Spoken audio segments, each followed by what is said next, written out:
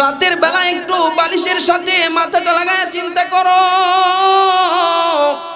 তুমি যে হুজুরকে বললা হুজুর 40 বছর হোক তারপরে মসজিদে যাবো, এই তুমি যে 40 বছর বাঁচবা তার কি কোনো গ্যারান্টি আছে? মৃত্যু যখন তখন এসে যাইতে পারে। কার কখন মৃত্যু আসবে, কোথায় মৃত্যুবরণ করবে, এই কথাটা কেউ জানে না, একমাত্র জানে আমার আল্লাহ। আল্লাহ তাআলা বলতেছেন পরিপূর্ণ মুসলমান হয়ে কবরে যাও। সাবধান, পরিপূর্ণ মুসলমান না হয় কিন্তু কবরের জগতে যাও না। কুল্লু নাফসিন যায়িকাতুল মাউত। আল্লাহ তাআলা বলতেছেন প্রত্যেকটা প্রাণীকেই মৃত্যুর স্বাদ গ্রহণ করতে হবে। তোমরা মানুষ, তোমাদেরকেও মৃত্যুর স্বাদ গ্রহণ করতে হবে। আর এই মৃত্যু যখন তোমাদেরকে একদিন না একদিন বরণ করতেই হবে। মৃত্যু এমন একটা জিনিস যেটা কাফেরও বিশ্বাস করে, ইহুদি সেও বিশ্বাস করে আমাকে একদিন মারা লাগবে। নাসারা, বুদ্ধ, যেই যেই ধর্মের হক না কেন সবাই বিশ্বাস করে মৃত্যু একদিন বরণ করতেই হবে। মৃত্যু যেহেতু একদিন বরণ করতে হবে, আজকে যুবকদেরকে রাস্তার মধ্যে ইমাম সাহেব সাক্ষাৎ হওয়ার পর যখন জিগায় কি ব্যাপার আপনাকে তো মসজিদে দেখা যায় না, যুবক বলে হুজুর এখনো তো 40 বছর হয় নাই। যুবক ডাক দিয়ে বলে হুজুর এখনো তো 40 বছর হয় নাই, চুলদাড়ি গুলা তো পাকে নাই, চুলদাড়ি পাকুক তারপরে মসজিদে যাব। আল্লাহ বলেন এই দুনিয়ার বান্দা বান্দি, তুমি যে 40 বছর বাঁচবা এর কি কোনো গ্যারান্টি দিছি আমি? তুমি যে 40 বছর বাঁচবা, তুমি যে 20 বছর বাঁচবা, এই গ্যারান্টি কি আমি আল্লাহ কোন বান্দাকে দিছি? এই গ্যারান্টি আমি কোন বান্দাকে দেই নাই। অতএব মৃত্যু যখন তখন এসে যাইতে পারে। মৃত্যুর কোনো নির্ধারিত সময় কেউ জানে না। বাবার আগে ছেলে মারা যায়, ছেলের আগে বাবা মারা যায়, অল্প বয়সে মারা যাইতেছে, যুবক স্ট্রোক করে মারা যাইতেছে। বাজারে গেছে বাজার করতে, দেখছে একসাথে দোকানে বৈশা চা খাইছে, গল্প করেছে, সন্ধ্যায় 7টায় খবর আসছে অমুক মিয়া দুনিয়াতে নাই। ঠিক না বেঠিক? আল্লাহ তাআলা আমাদেরকে চোখ দিয়েছে দেখার জন্য, শ্রবণ শক্তি দিয়েছে আমাদেরকে শ্রবণ করার জন্য, এই জ্ঞান দিয়েছে আল্লাহ তাআলা আমাদেরকে বুঝার জন্য কোনটা হালাল কোনটা হারাম, কোনটা জাহান্নামের রাস্তা কোনটা জান্নাতের রাস্তা, এইটা বোঝার জন্য আল্লাহ তাআলা আমাদেরকে বিবেক দিয়েছেন। আমরা মানুষ, আমাদেরকে আল্লাহ তাআলা বিবেক দিয়েছে কোনটা জান্নাতের পথ কোনটা জাহান্নামের পথ, এইটা বোঝার জন্য আল্লাহ তাআলা আমাদেরকে বিবেক দিয়েছেন। প্রক্ষান্তরে জানোয়ার যারা রয়েছে, চতুষ্পদ জন্তু যারা রয়েছে তাদেরকে বিবেক দেয় নাই। তাদেরকে আল্লাহ তাআলা আমাদের মতন হাত দিছে, পা দিছে, চোখ দিছে, কিন্তু এগুলা থাকা সত্ত্বেও তাদেরকে আল্লাহ বিবেক দেয় নাই। হালাল হারাম বুঝার তমিজ তাদের ভিতরে নাই। প্রক্ষান্তরে আল্লাহ তাআলা বলেন আমি মানুষ, তোমাদেরকে বিবেক বুদ্ধি দিয়া আমি তোমাদেরকে দুনিয়াতে পাঠাইলাম। তোমাদের সামনে কোরআন আছে, তোমাদের সামনে হাদিস আছে, এইগুলা পড়ো, উলামায়ে কেরাম থেকে শোনো কোনটা হালাল কোনটা হারাম। ওয়াজ করে করে উলামায়ে কেরাম তোমাদেরকে বুঝাইতেছেন, বুঝানোর পরেও তোমরা শুনতেছো, শোনার পরেও তোমরা আমল করতেছো না। এইভাবে যখন আমার হুকুমগুলা অমান্য করে করে দুনিয়ার মধ্যে জীবন যাপন করতেছো, তখন আমি আল্লাহ তাআলা তোমাদেরকে চতুষ্পদ জন্তু থেকে আরো বড় নিকৃষ্ট বলে আখ্যায়িত করলাম। বলেন নাউজুবিল্লাহ। ইয়া আইয়ুহাল্লাযীনা আমানুত্তাকুল্লাহা হাক্কা তুকাতিহি ওয়া লা তামুতুন্না ইল্লা ওয়া আনতুম মুসলিমুন। আল্লাহ তাআলা আমার তেলাওয়াতকৃত আয়াতের মধ্যে বলতেছেন ইয়া আইয়ুহাল্লাযীনা আমানু, হে ঈমানওয়ালারা। আল্লাহ তাআলা কখনো কখনো ইয়া আইয়ুহান নাস, হে মানুষ সকল বলে কোরআনে সম্বোধন করেছেন, কিন্তু এই আয়াতের মধ্যে আল্লাহ তাআলা বড় আদর করে ডাক দিয়েছেন আল্লাহ তাআলা বলতেছেন ইয়া আইয়ুহাল্লাযীনা আমানু, হে ঈমানওয়ালারা। বাবা তার 5 সন্তানকে একভাবে কিন্তু ডাকে না, কোন সন্তানকে বড় রাগান্বিত হয়ে ডাক দেয়, আবার কোন সন্তানকে বড় আদর করে ডাক দেয়। এই আয়াতে কারিমার মধ্যে আল্লাহ তাআলা আমাদেরকে বড় আদর করে ডাক দিতেছেন। আল্লাহ বলতেছেন ইয়া আইয়ুহাল্লাযীনা আমানু, হে ঈমানওয়ালারা। ইয়া আইয়ুহাল্লাযীনা আমানুত্তাকুল্লাহ, হে ঈমানওয়ালারা তোমরা আমি আল্লাহকে ভয় করো। কাকে? একটু জবানটা নাড়ায়া বলেন কাকে? আল্লাহ তাআলা নির্দেশ দিতেছেন তোমরা আমি আল্লাহকে ভয় করো। আমি আল্লাহর ভয় তোমাদের অন্তরের ভিতরে ঢুকায়া নাও। এরপরে অংশের মধ্যে আল্লাহ তাআলা দুনিয়ার সমস্ত বান্দা বান্দীদেরকে বুঝায়া বলতেছেন, ও দুনিয়ার বান্দা বান্দি শুনিয়া নাও। 1 নম্বরে তোমরা আমি আল্লাহকে ভয় করো, তোমরা আমি আল্লাহর ভয় তোমাদের অন্তরের ভিতরে ঢুকায়া নাও। তারপরে আল্লাহ তাআলা বলতেছেন হাক্কা তুকাতিহি, ভয় করার মতন ভয় করো। নবী রাসূল যেভাবে ভয় করেছে সেভাবে ভয় করো, সাহাবায়ে কেরাম যেভাবে ভয় করছে সেভাবে ভয় করো। উদাহরণ দিলে লম্বা হয়ে যাবে, সংক্ষিপ্তভাবে বলতেছি। আল্লাহকে ভয় করার মতন কিভাবে ভয় করতে হবে? আল্লাহ বলেন আমি আল্লাহ হলাম সামিউম বাসীর। দিনের আলোতে যেমন তুমি একটা অপরাধ করলে আমি আল্লাহ দেখতে পাই, বান্দা 7 সমুদ্র 13 নদীর তলে যদি অমাবস্যার রাত্রে যদি যায় ওইখানেও তুমি একটা গুনাহ করো, ওই গুনার খবর সম্পর্কে আমি আল্লাহ তাআলা জানি, আমি আল্লাহ তাআলা দেখি। বলেন সুবহানাল্লাহ। এই জন্য আমি আল্লাহ তাআলা তুমি দিনের বেলায় যদি দরজা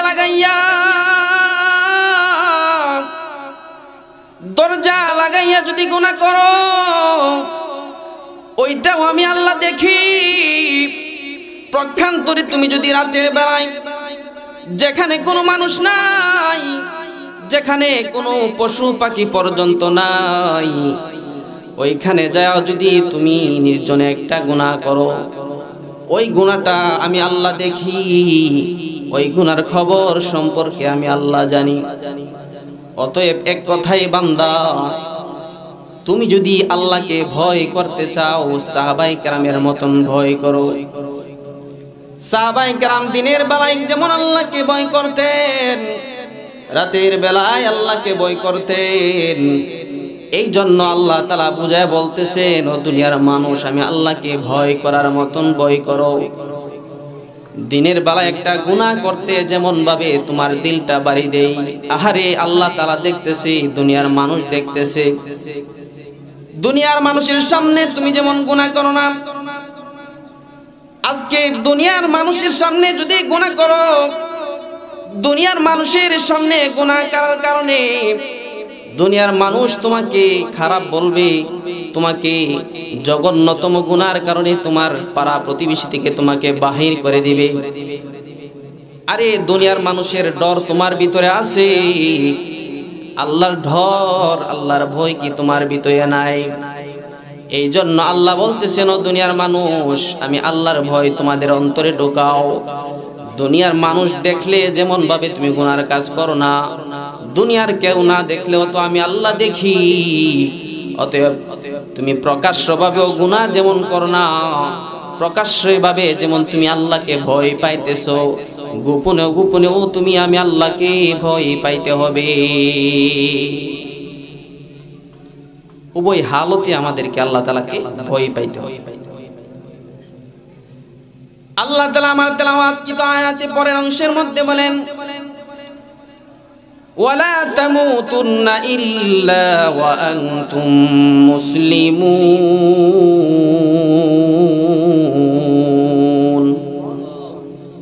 আল্লাহ তাআলা বলতেছেন সাবধান, ওয়ালা তামুতুন্না, মৃত্যুবরণ করিও না, ইল্লা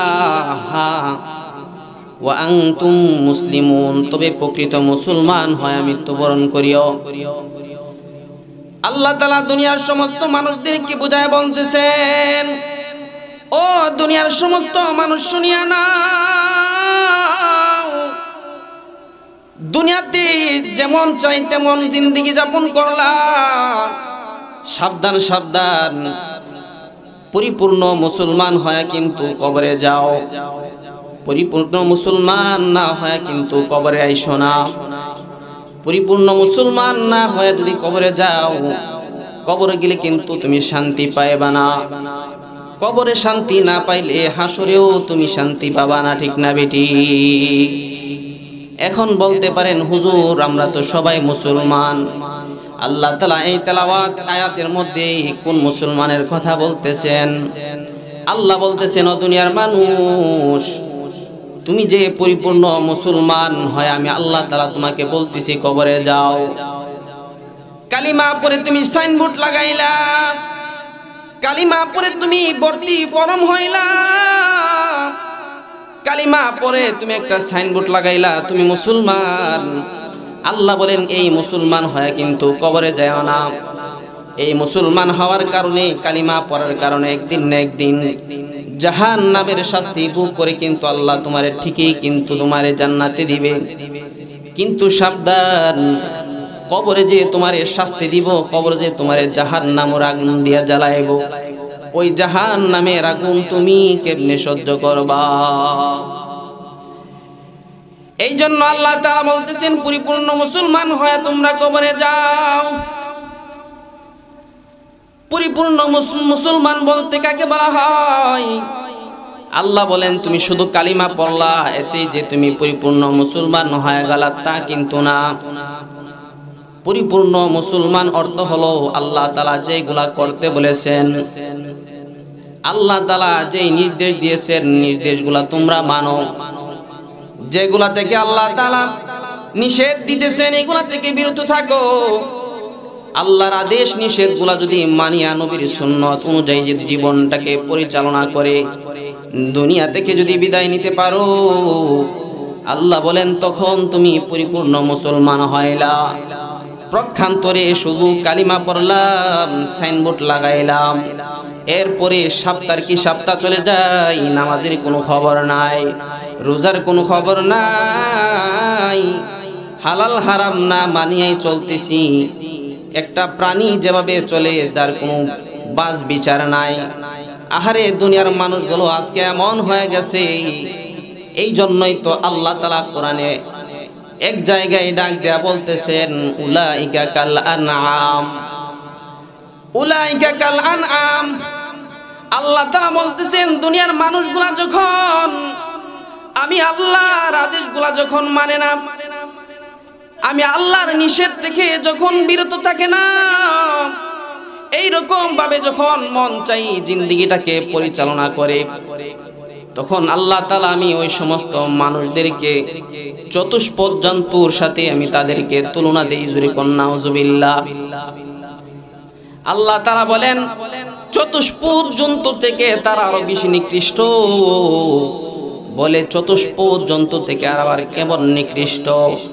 বলে চতুষ্পদ জন্তু থেকে নিকৃষ্ট হওয়ার কারণ হলো আল্লাহ তাআলা আমাদেরকে চোখ দিয়েছে দেখার জন্য, শ্রবণ শক্তি দিয়েছে আমাদেরকে শ্রবণ করার জন্য, এই জ্ঞান দিয়েছে আল্লাহ তাআলা আমাদেরকে বুঝার জন্য কোনটা হালাল কোনটা হারাম, কোনটা জাহান্নামের রাস্তা কোনটা জান্নাতের রাস্তা, এইটা বুঝার জন্য আল্লাহ তাআলা আমাদেরকে বিবেক দিয়েছেন।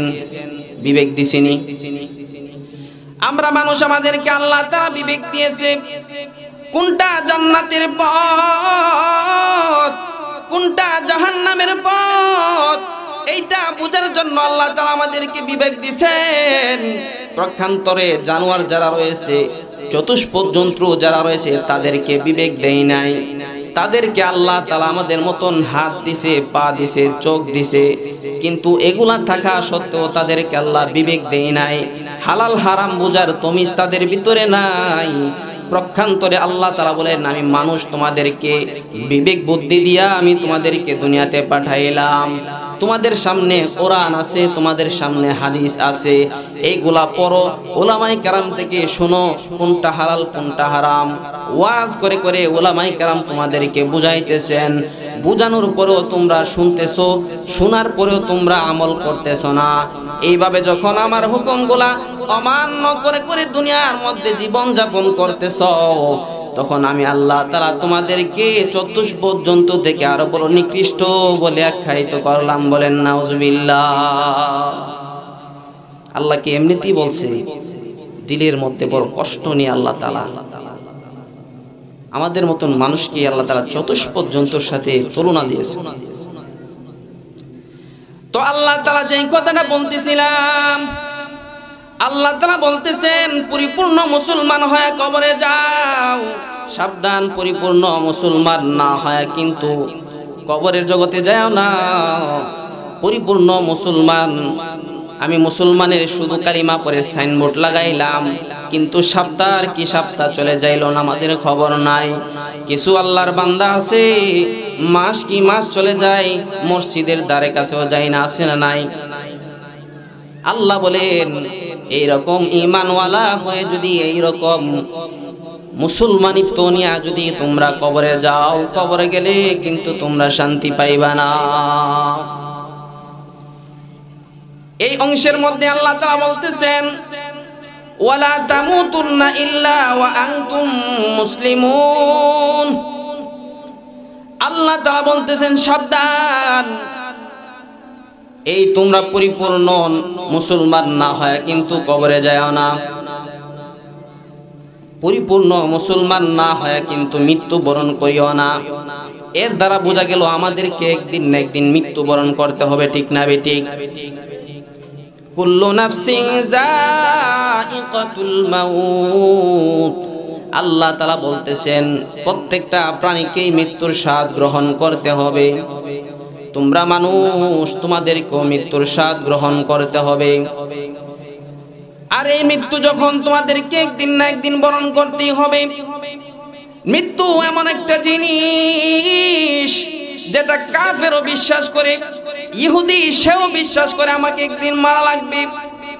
নাসারা, বুদ্ধ, যেই যেই ধর্মের হক না কেন সবাই বিশ্বাস করে মৃত্যু একদিন বরণ করতেই হবে।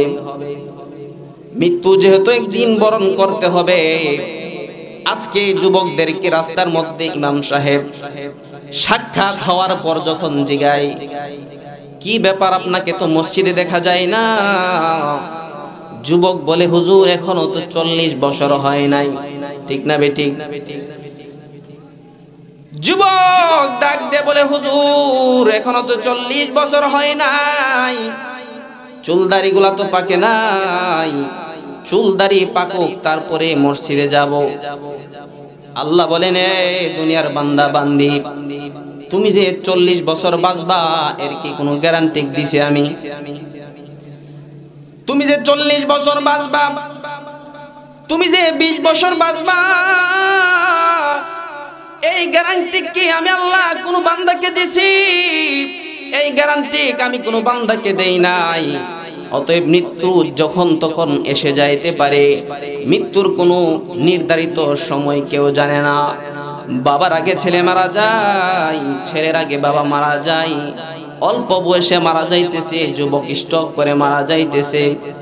বাজারে গেছে বাজার করতে, দেখছে একসাথে দোকানে বৈশা চা খাইছে, গল্প করেছে, সন্ধ্যায় 7টায় খবর আসছে অমুক মিয়া দুনিয়াতে নাই, ঠিক না বেঠিক? এই জন্য আল্লাহ বলতেছেন ও দুনিয়ার মানুষ, রাতের বেলা একটু বালিশের সাথে মাথাটা লাগায় চিন্তা করো।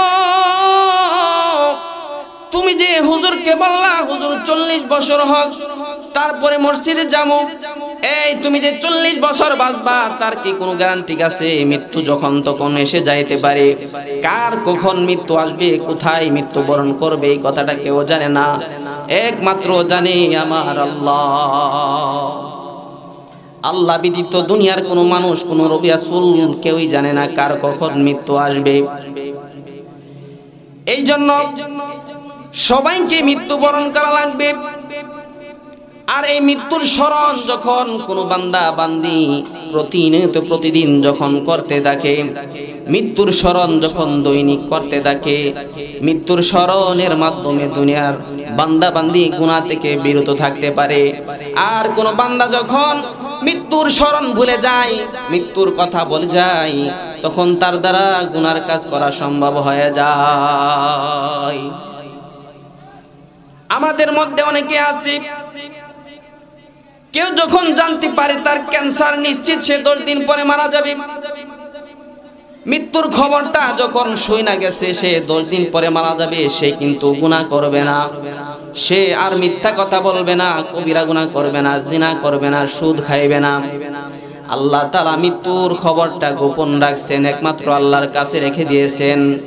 আল্লাহ তাআলা মৃত্যুর খবরটা, মৃত্যু নামক যে বিষয়টা আল্লাহর কাছে রেখে দিয়েছেন, রেখে দিয়ে দুনিয়ার সমস্ত মানুষদেরকে মেসেজ দিতেছেন, ও দুনিয়ার মানুষ, হঠাৎ কিন্তু তোমার মৃত্যু চলে আসতে পারে। এই মৃত্যু যখন আসবে তখন কিন্তু তোমাকে আর সুযোগ দেওয়া হবে না।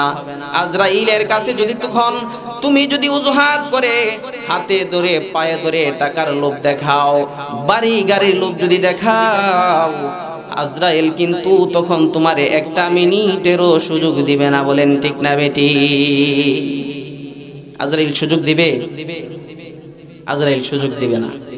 এই জন্য কার কখন মৃত্যু হতে পারে এই বিষয়টা কেউ জানে না। ইমামে মালিক রাহিমাহুল্লাহ মদিনাতে থাকে, 40 বছর ধরে মদিনাতে থাকতেছে। প্রতি বছরই তিনি কিছুদিন পর পর তিনি উমরা করতে যায়, আল্লাহর ঘর জিয়ারত করতে যায়। হঠাৎ করে মৃত্যুর কয়েকদিন আগে তিনি মনে করতেছেন আমার তো মৃত্যু চলে আসতে পারে, না জানি কখন মৃত্যু চলে আসে এটা তো আমি বলতে পারি না। আমার মনটা চায় আল্লাহর ঘরটা আরেকবার একটু দেখে আসি। কিন্তু ইমাম মালিক রহমাতুল্লাহি আলাইহি দিলের মধ্যে তামান্না, আমি যদি এই মুহূর্তে যদি উমরা করতে যাই, উমরা করতে গিয়া যদি মক্কার মধ্যে যদি আমার মৃত্যু হয়ে যায়, তাহলে নবীর রওজার মধ্যে নবীর দেশে আমার মৃত্যুটা হলো না।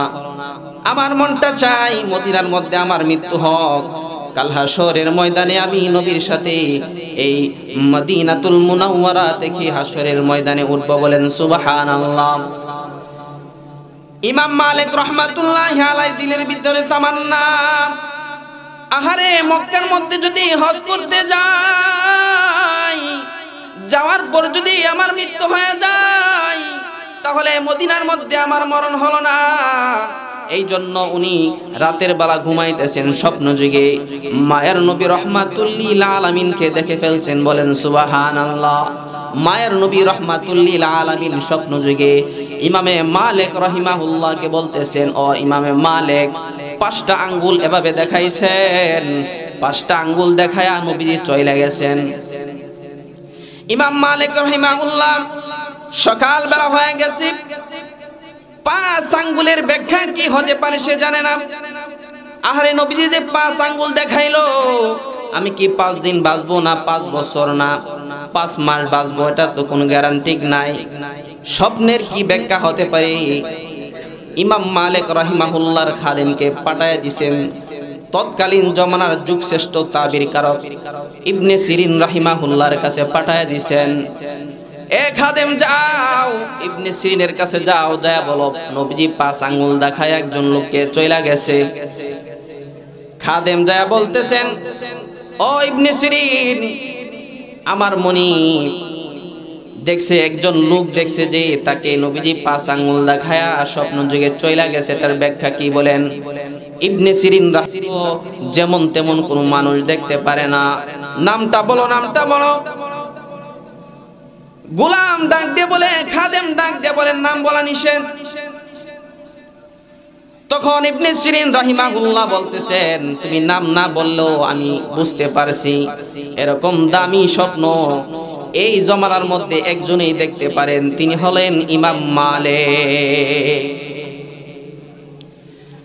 গোলাম চলে গেছে, ইবনে সিরিন বলছেন তুমি যদি নাম না বলো তাহলে স্বপ্নের তাবির তোমাকে বলবো না।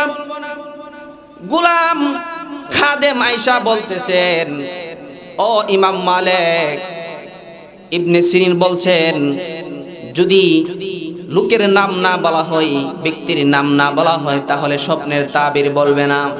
আবার এই কথাটাও বলছেন যে এই স্বপ্ন দামি স্বপ্ন, একমাত্র আপনি দেখতে পারেন।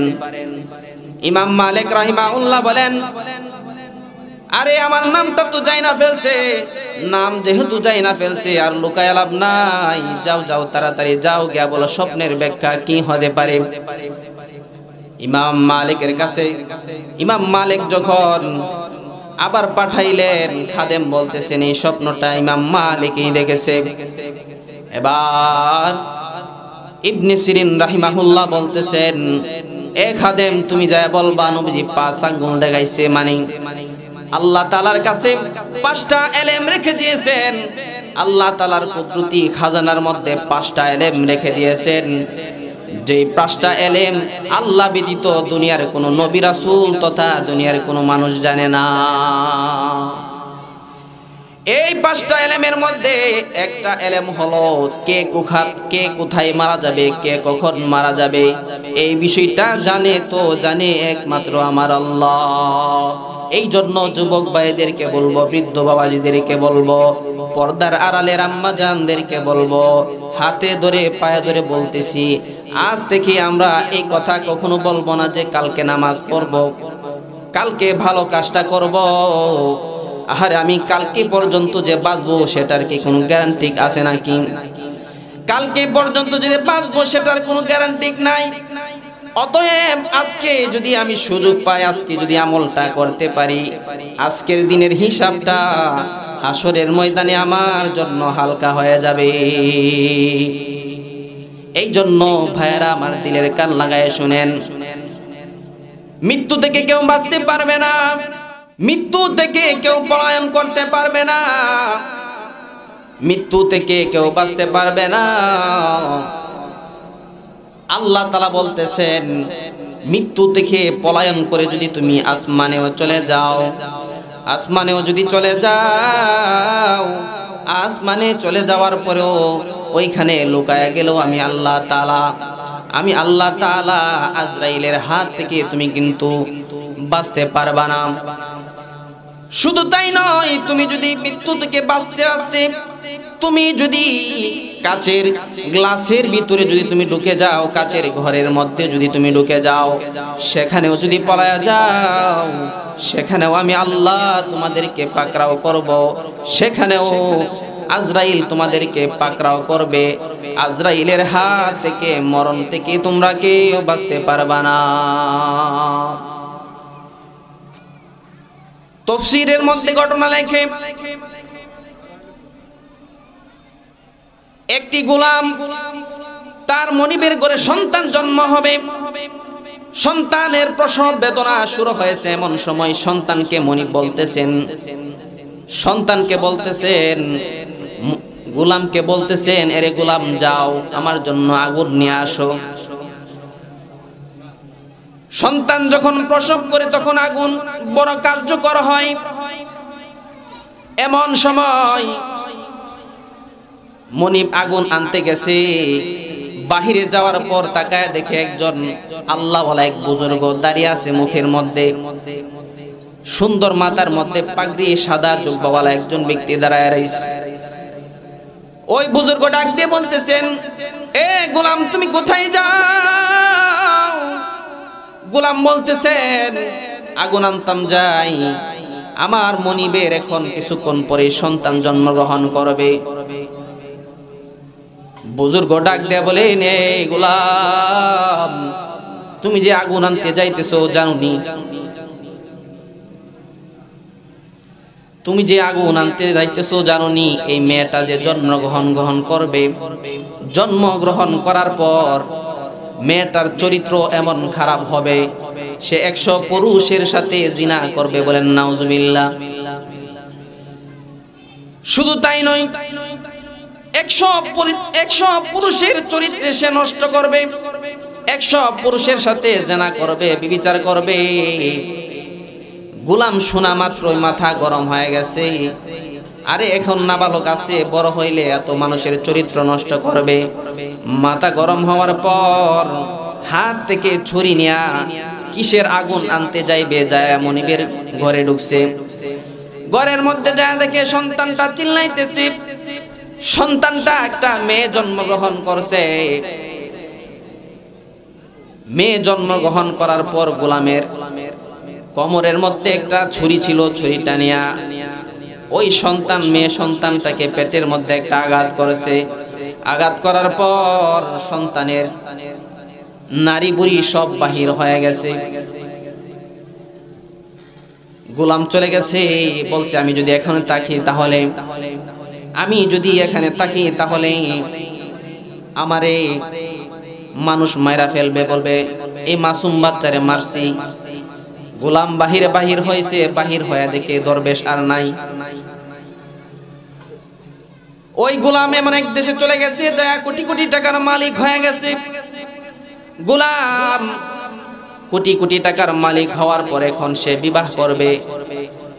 রাজ্যের মধ্যে খবর পাঠাইছে, সব থেকে বিশ্ব সুন্দরী যে মায়াটা সেটা আমার জন্য প্রস্তুত করো। অর্ডার অনুযায়ী বিশ্বের সুন্দরী মায়াটাকে তার জন্য বিবাহের জন্য প্রস্তুত করা হয়েছে। বাসর রাত্রে যখন গেছে, গোলাম দেখতেছে তার স্ত্রীর পেটের মধ্যে একটা কাটার দাগ দেখা যায়। গোলাম ডাক দিয়ে বলতেছেন, ও স্ত্রী আমার, তোমার যে পেটের মধ্যে কাটা দাগটা দেখা যায় সেটা কি? আমার এই পেটের মধ্যে কাটা দাগটা হলো আমার এই ছোট থাকতে গোলাম পেটের মধ্যে ছুরি মাইরা পালায় গেছিল, কিন্তু আল্লাহ আমারে বাঁচায় রাখছে। বলেন সুবহানাল্লাহ। এই জন্য হায়াতের মালিককে, জীবন দেনেওয়ালা আমার আল্লাহ, মরণ দেনেওয়ালা আমার আল্লাহ। এই জন্য রাখে আল্লাহ আমারে কে। যেই বাচ্চাটাকে ছোটবেলায় মারার জন্য চেষ্টা করছিল, সেই বাচ্চাটাকে আল্লাহ তাআলা বাঁচায়া দিয়েছেন। বলে তাহলে এটা যদি সত্য হয়ে থাকে তাহলে আরেকটা খবর শুনিয়া নাও। দরবেশ আমারে বলছিল একটা মাকড়সার কামড়ে তোমার মৃত্যু হবে। আল্লাহর কুদরত বোঝা যায় না। স্বামী স্ত্রীকে মৃত্যুর হাত থেকে বাঁচার জন্য কাচের গ্লাস বানাইছে। কাচের গ্লাস বানানোর পরে এই কাচের গ্লাসের উপরে চাইদে একটা মাকড়সা। বলেন আল্লাহু আকবার। স্ত্রীকে কত মাকড়সা মারছে জীবনে, আর এটা একটা ব্যাপার হইলো। চলেন গেছে মাকড়সা মারতে, লাঠি দিয়া বাড়ি দিয়া মারছে, ক্ষান্ত হয় নাই, রাগান্বিত হয়ে পাও দিয়ে এটার পিছাইছে। কিতাবের মধ্যে লেখে এই মাকড়সার এই দাঁতের মধ্যে একটা এরকম একটা ধারালো বস্তু ছিল, সেটা পাওয়ার মধ্যে লাগছে। বিষাক্তে এই মাকড়সার বিষে সেই মহিলাটা তৎক্ষণাৎই সেখানে মারা গেছে। বলেন সুবহানাল্লাহ। এই জন্য রাখে আল্লাহ মারে কে। সময় সংক্ষেপ, এই জন্য আলোচনাটা আপনাদেরকে দীর্ঘায়িত করতে পারলাম না। যদি আরেকদিন সময় পাই আলোচনা করব। আল্লাহ তাআলা আমাদেরকে যে কথাগুলা বললাম, এই কথাগুলোর উপর আমাকে আমল করার তৌফিক দান করুক, তারপর আপনাদেরকে আমল করার তৌফিক দান করুক। সকলে বলেন আমিন।